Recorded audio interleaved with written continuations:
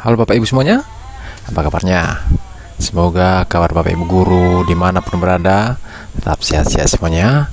Terkhusus buat Bapak Ibu guru yang mengikuti P3K di tahun 2023. Kali ini saya buatkan contoh soal P3K khusus guru ya Bapak Ibu ya, khusus guru ya, guru mata pelajaran. Ini soal-soalnya sesuai dengan soal yang keluar di tahun 2022. Kita langsung aja ke soal yang pertama. Ini bagian yang pertama ya Bapak Ibu ya, soalnya. Ini dia soal yang pertama. Perhatikan pernyataan berikut.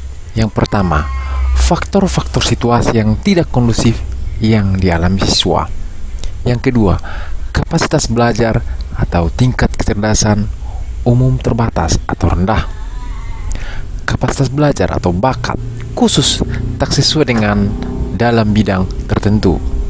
Yang keempat, populasi siswa di dalam kelas terlalu besar. Pernyataan di atas yang merupakan faktor penyebab kesulitan belajar yang bersumber dari dalam diri siswa adalah pernyataan A, nomor 1 dan 2, B, nomor 1 dan 3, C, nomor 2 dan 3, D, nomor 3 dan 4, E, nomor 4 dan 2.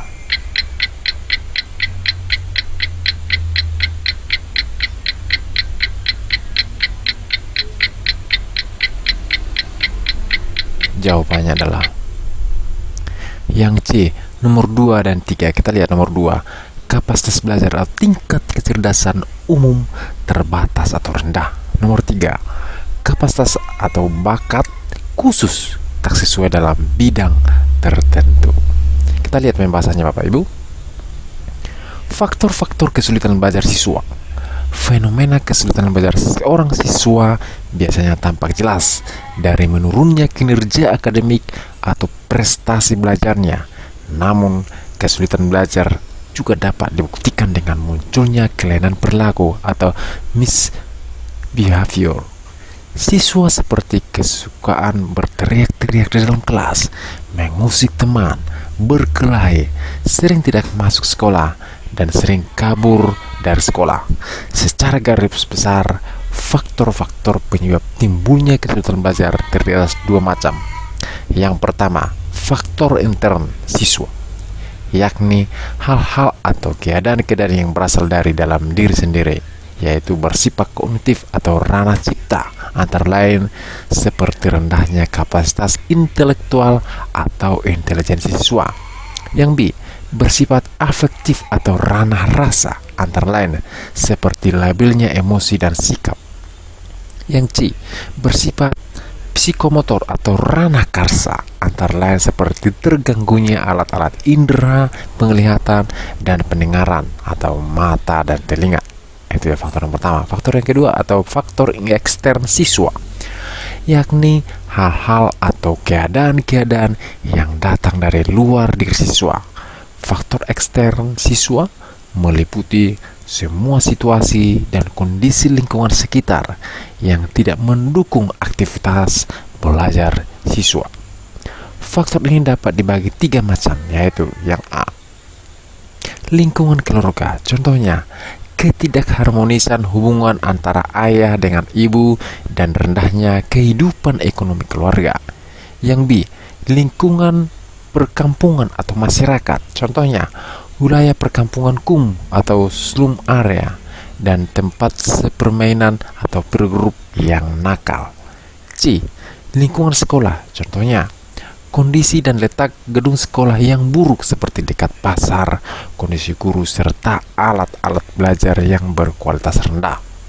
Selain faktor-faktor yang bersifat umum di atas, ada faktor-faktor lain yang juga menimbulkan kesulitan belajar siswa. Di antara faktor-faktor yang dapat dipandang sebagai faktor khusus ini adalah sindrom psikologis berupa learning disability atau ketidakmampuan belajar. Sindrom yang berarti suatu gejala yang muncul sebagai indikator adanya keabnormalan psikis yang menimbulkan kesulitan belajar, yaitu A, disleksia atau disleksia, yakni ketidakmampuan belajar membaca. Yang kedua, disgrafia, yakni ketidakmampuan belajar menulis. Yang ketiga, diskalkulia, yakni ketidakmampuan belajar matematika. Itu dia pembahasannya Bapak Ibu. Kita lanjut ke soal yang berikutnya.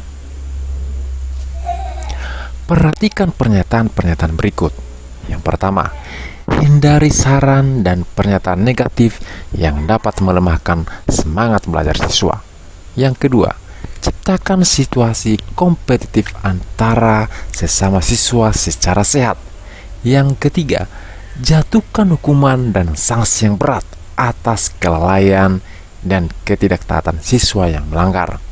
Yang keempat, berikan penghargaan yang tulus terhadap peringkat kelas. Dari pernyataan tersebut di atas, yang dapat digunakan untuk mengatasi kesulitan belajar siswa yang memiliki motivasi dan minat belajar rendah adalah pernyataan A. Nomor 1 dan 2, B. Nomor 1 dan 3, C. Nomor 2 dan 3, D. Nomor 3 dan 4, E. Nomor 1 dan 4.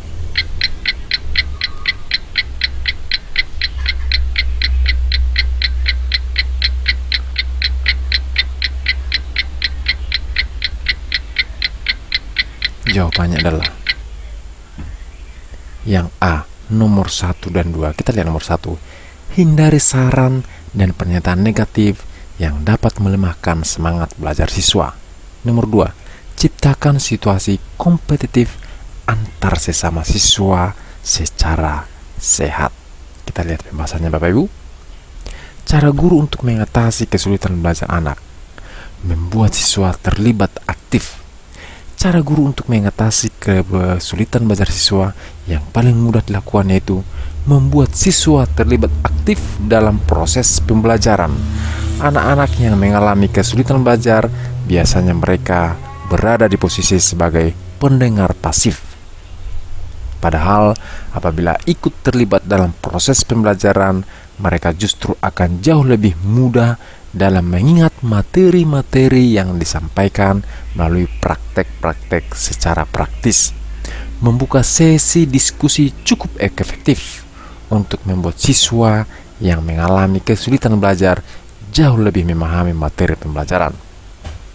Menggunakan materi prior knowledge. Cara guru dalam mengatasi kesulitan belajar bisa menggunakan metode prior knowledge.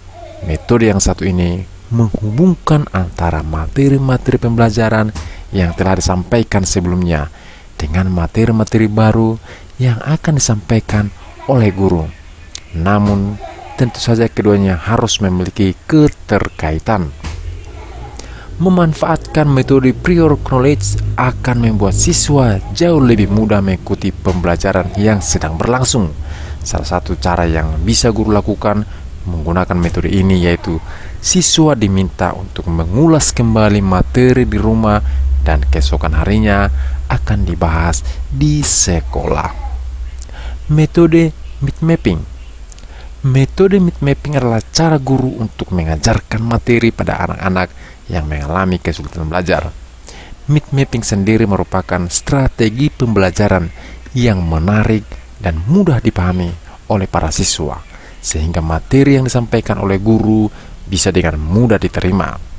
Pemetaan strategi ini bisa disesuaikan dengan kebutuhan peserta didik, tidak membanding-bandingkan.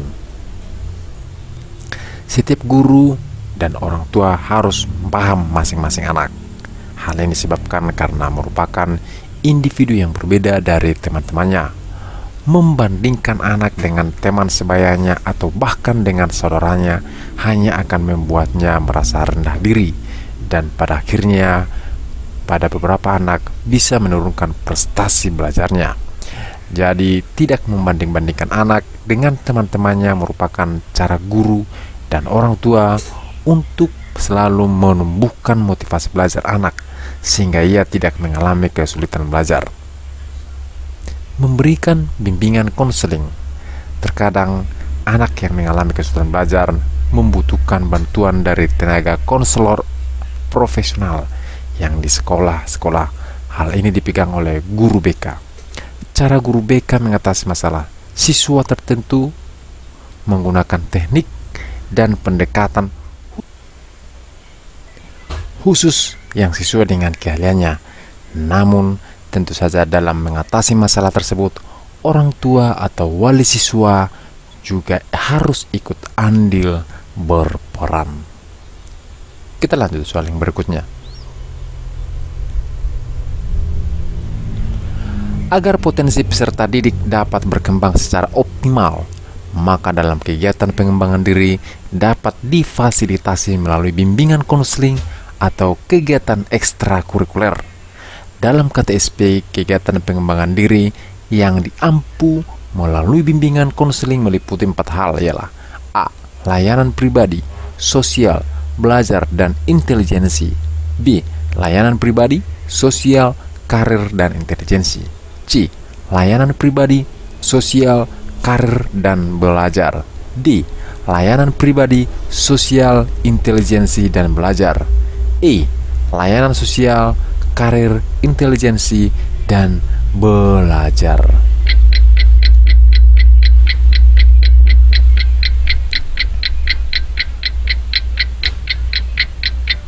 Jawabannya adalah yang C. Layanan pribadi, sosial, karir, dan belajar. Kita lihat pembahasannya Bapak Ibu.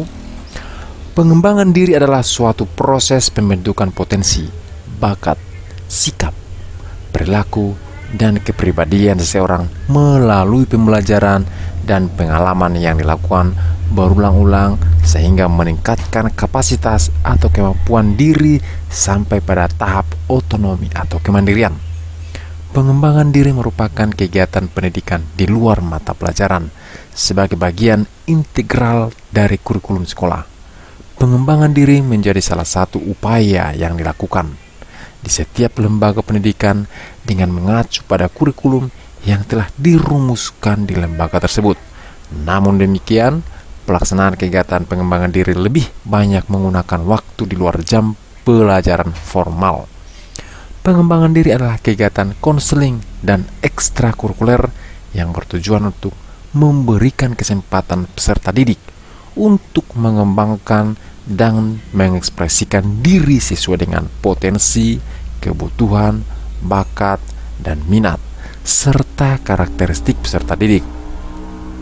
Kegiatan pengembangan diri dilaksanakan dalam bentuk pelayanan konseling atau kehidupan pribadi, sosial, kesulitan belajar, karir, dan juga pengembangan kreativitas kepribadian siswa seperti kepramukaan, kepemimpinan, dan ekstrakurikuler lainnya. Kita lanjut soal yang berikutnya. Manakah di antara pernyataan berikut yang tidak sesuai dengan model konstruktivis dalam mengajar? A. Menyiapkan benda-benda nyata untuk dimanfaatkan siswa belajar. B. Mengajarkan siswa untuk saling berinteraksi. C. Membiasakan siswa berpikir dengan cara mereka sendiri. D. Memberikan tugas siswa untuk menghafal konsep tertentu. E. Menjelaskan suatu konsep secara detail.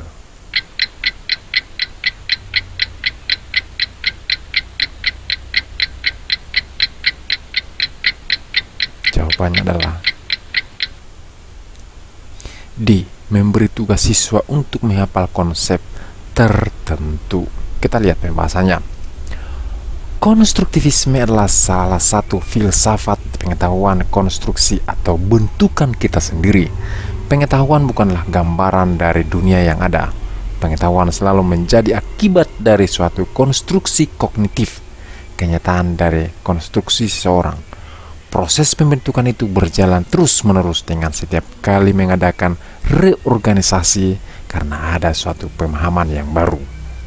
3 para konstruktivisme menjelaskan bahwa satu-satunya alat atau sarana yang tersedia bagi seseorang untuk mengetahui sesuatu adalah inderanya seseorang berinteraksi dengan objek dan lingkungan dengan melihat, mendengar, menjamah, mencium, dan merasakannya. Misalnya dengan mengamati air, bermain air, mengecap air, dan menimbang air. Seseorang membangun gambaran pengetahuan tentang air. Para konstruktivis itu adalah diri seseorang yang sedang mengetahui.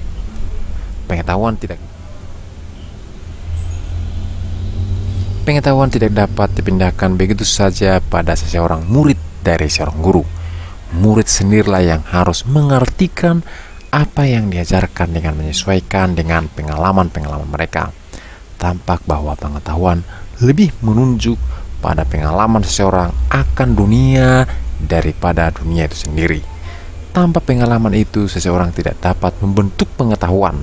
Pengalaman tidak harus diartikan sebagai pengalaman fisik, tetapi juga dapat diartikan sebagai pengalaman kognitif dan mental. Bagi para konstruktivis, pengetahuan bukanlah tertentu atau deterministik, tetapi suatu proses menjadi tahu. Kita lanjut ke soal berikutnya. Guru profesional dituntut memahami karakteristik peserta didiknya agar dapat mencapai hasil yang optimal. Hal ini merupakan implementasi dari A. Kompetensi kepribadian, B. Kompetensi profesional, C. Kompetensi pedagogik, D. Kompetensi sosial, E. Kompetensi akademik.